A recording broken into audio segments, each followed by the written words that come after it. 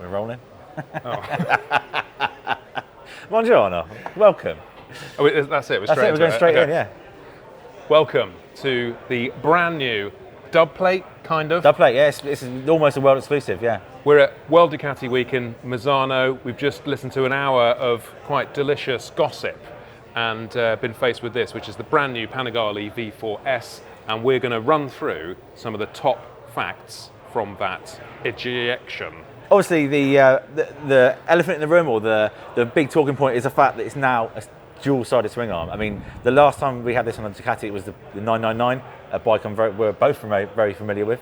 But yeah, I mean, we'll get into that later on, why it's happened. It's a big deal. I mean, like Chris said, with an hour of, this is not just a few wings here and a few bits here. There's a lot of work gone into this bike. So yeah, and there's a plethora of reasons of why that swing arm is on there. So before you all start throwing your toys out the pram, I think from what we've just heard, this is going to be an absolute weapon to ride. So let's get into the facts. Ducati claimed that the previous bike was a second and a half, I think, roughly quicker than the predecessor, the 2018 bike, and they were right. We all jumped on it, went quicker.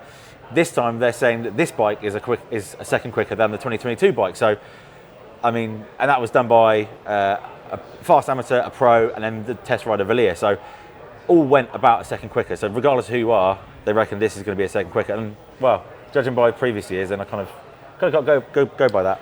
Progress is progress. Yes.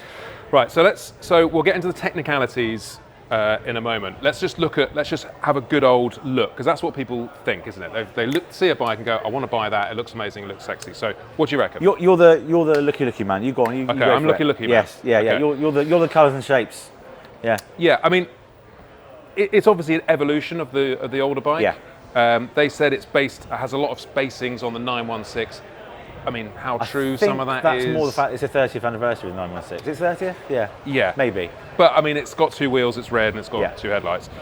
So I think a lot of this bike, it's obviously its primary goal is for lap time. Absolutely, so, Ducatis have always been very pretty, and it still is a very pretty bike. But you can sort of see where they've integrated these wings with sort of this like deep curve. It's all obviously about that frontal area and how to get that air to travel around this bike in the most efficient and best way possible to generate that lap time. So I understand the sort of the beautiful old lines of the sharp stuff, which is definitely like, let's make a decision and make it beautiful. Let's make it beautiful as we can and make it as efficient as we can for those aero. I mean, gone are the big two gulping air scoops where the lights were. You've now got one massive one. Can you fist it? Up in here. I could definitely, I could. Yeah. What's that called? The dolphin. Yeah. I could definitely dolphin it, and even getting onto the swing arm, another reason why we've gone for that swing arm this time is because they can have the foot pegs closer in, so your feet can be closer in. Again, less aerodynamic drag. What was the stat for aerodynamic efficiency? The foot. Well, it's 4% less resistance than the previous bike.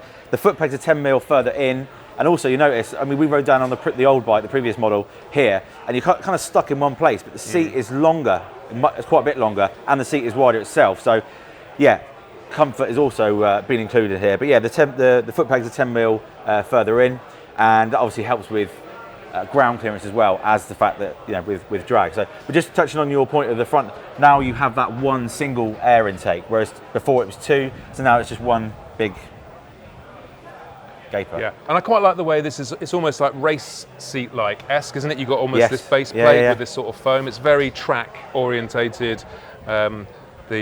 A lot of airflow going under there. I'm not aerodynamically proficient enough to understand what is going on there, but I'm sure it's probably for a reason. Yeah. Turbulence.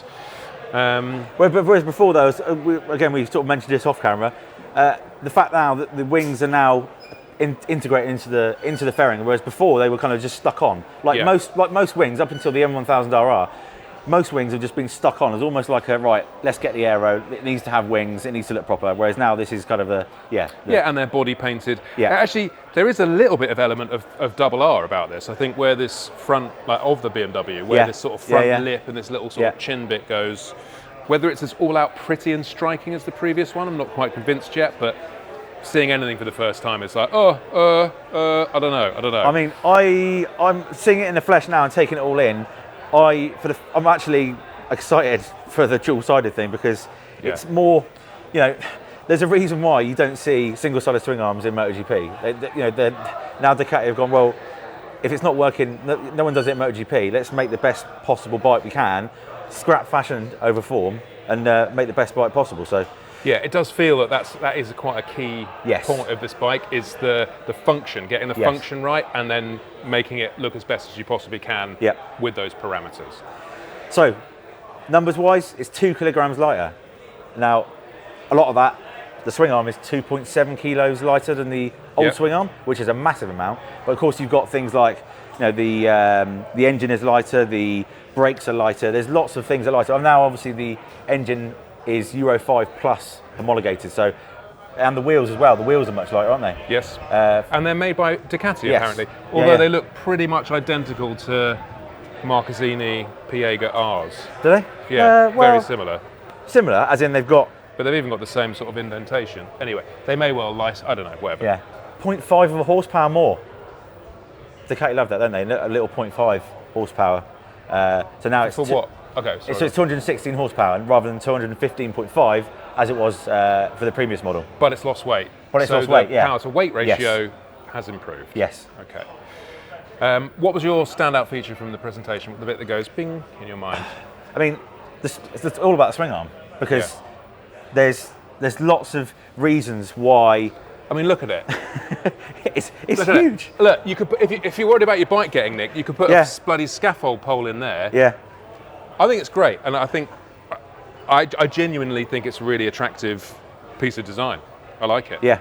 And it's got the sort of free-moving, quick change wheel stuff, so you can adjust it nice and simply. These blobbers here, like we bought on our bike, our track bike. Yeah, which costs hundreds of pounds. Yeah. Yeah, so it's integrating that, and also it allows the race teams ultimately to be able to play with the wheelbase more. Yeah, so the swing arm is reduced by 37%. The lateral stiffness is reduced by 37%. So obviously there's more feel and it's improved traction improved traction and feel is what they're saying. And they were saying in the presentation, because tyre technology has moved on to such a degree now that you can get on the gas harder and brake harder on the side of the tyre much more. So you can use the benefits of that tyre technology and give it that flex to make the rider feel in control of the vehicle. And keep the line. Do not break the line. Close the line. Close the line. Yeah. Close line it. Brembo high pure calipers. First ever bike in the world that's had these high pure calipers. Yeah. They're slightly lighter. They improve braking. Apparently they're the best things in the world. So obviously they're going to be different colours. You get yellow, blue, red, I think. Yeah. A gold. But what I liked the most about that little section was that I believe I've interpreted it as the way they're mounted, you get less drag. You know when you spin the wheel when you're putting tyre warmers on, it goes. Yeah. So the pads are less drag on the disc. So when you're not on the brakes, because you can lose several mile an hour at top speed just from the little disc drag. Talking about brakes, so the technology in this bike with 78 sensors on it now or something? So over 70 sensors, yeah. So it automatically applies the rear brake. That's the racing ABS, yes. Yeah, but now it applies it more at apex. Basically the bike figures out what you're doing. Yeah. And what do they call it? So it's called Ducati Vehicle Observer. So there's over 70 sensors on the bike and then constantly monitoring what's going on. So you've obviously got that six-axis IMU working everything out, but now this new system has come in, and like you said, the Race ECBS, which is the combined braking system, puts the rear brake on for you. I mean, other combined braking hasn't felt that nice, is it, on other bikes? But from what I understood, it works out to such a point that even when you're off the front brake, you've come off that front brake, it will still apply rear brake to help the bike turn the bike in. Yeah. Basically, you're going to turn into a braking legend. Just quickly, actually, while we're here in Misano, so last 2 years ago, World Ducati Week, Pecco Bagnaia lapped here on the previous bike, just with slicks on, so a completely stock V4S, just with slicks, and he was only 4 seconds off the lap record, off his MotoGP lap record, race lap record. So we're going to go and try and see if we can borrow one of these tomorrow and break that lap record. I don't know about that. Yeah, unfortunately, we're not riding this. No, we can't ride, not for a while. So suspension, Öhlins EC3 thing? Yeah, DES, Ducati Electronic Suspension. That's the version 3 of this software. So new software, new hardware. But it's also got, the other thing I picked up on was it can tell if you're in cruise mode. So you know when you're like razzing it round, Yeah, like yeah, we've been doing on the way down here on the older bike. You sort of set it up in like, oh, we're not going race mode. Yeah. But then even when you just sort of start rolling the throttle and chilling because you're going through a village, the suspension understands what you're doing and goes, I'm just going to chill you out for a bit and make your life more comfortable. It's like that AI feature in MotoGP the game, isn't it? Yeah. It sort of it understands what you're doing and it speeds everything up, slows everything down. Yeah, love that. Yeah. And speaking of comfort factors, it's now got cruise control. It's got turn-by-turn navigation. Yes, USB connectivity. USB. Obviously, it has extras. This is all as extras. Yeah. Yeah. And then when we start talking about the dash with all the extra stuff, that is super cool. Yes, I will show you pictures of that now. I mean, the race mode is particularly racy. It looks awesome, doesn't it? It looks amazing. It's got sector time, up, down. And I know you can obviously buy aftermarket products, and you're probably going to have to pay for it as part of the bike. But to have it integrated within your bike from the factory is going to be game-changing. And also you can set up your different, it's a bit like organising your widgets on your Android phone. You can set up different specs, what you want to displayed, tyre pressure, temperature, and pressure sensors. So it'll be a live display of tyre temperature, which is a really useful thing, like super useful. I don't know how it works it out because surface temperature, but you know, even today when we're doing sort of like shoots, when we're doing shots like on the side of the road, like, oh, the tyre's warm, I don't know. It'd be really nice to go, yeah, you're good, mate, don't worry about it. So the technology on this bike, and it is streets ahead from what we've just heard from the older bike. Yeah. This is designed to really improve the overall comfort, enjoyment, and speed of pretty much anyone on this bike, whether they're top rack, whether they're Pecco Bagnaia or me and him. It's quite impressive.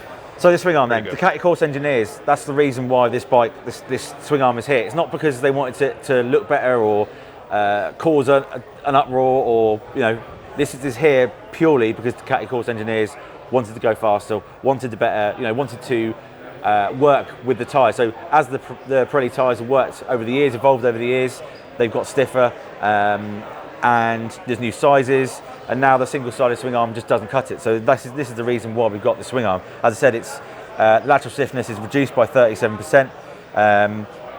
The front frame is tweaked as well. So whereas before, have you noticed it's less monocoque as well? So before it would come up shorter. Now it's more of a frame. It's thinner though. But yeah, in terms of the engine itself, hasn't changed much. There's new cams, the cam lift and duration has changed, the profile's changed. And other than that, there's just the variable inlet, so underneath the tank, the variable inlets have changed. But other than that, that's it for the engine. So all the focus has been done on the chassis. Which is where it needs it. I mean, it's already wickedly fast. Yeah. So. And also, because the engine, let's not forget, the engine for the Panigale R, which is blatantly obviously going to be coming soon, in 1000cc form, that will have more updates, because what's the point in, the chassis will be probably roughly the same, but the engine will be completely different. So again, this is only really a soupçon. Obviously the proper launch will be probably in a month or two, something like that. So in September. When we get to ride it, we'll be able to tell you more about it. This is just a sort of, here it is. And we're going to try and upload this tonight. So you're seeing this as of this evening. Pretty much live, yeah. And it's our first thoughts. I mean, ultimately, I think it looks great. I think the people that are like, oh, single-sided swing arm's gone, that's it forever. I think if you ride it, I think it's going to make all the difference. But yeah, it feels this because this is new. The black top tree. Yeah, it feels racy. The dash is massive as well. I don't know where the mirrors are though. Do they? I guess there's mounting points there, so I guess they come out the side there. Yeah. Which is cool. So that's easy remover. Yeah. It's designed to go on a track, isn't it? I think it looks really good, and I really enjoy the double-sided swing arm. I do. I actually think it looks genuinely really nice, like the holiness of it. Right, let's go. Biblical. Right, cheers guys.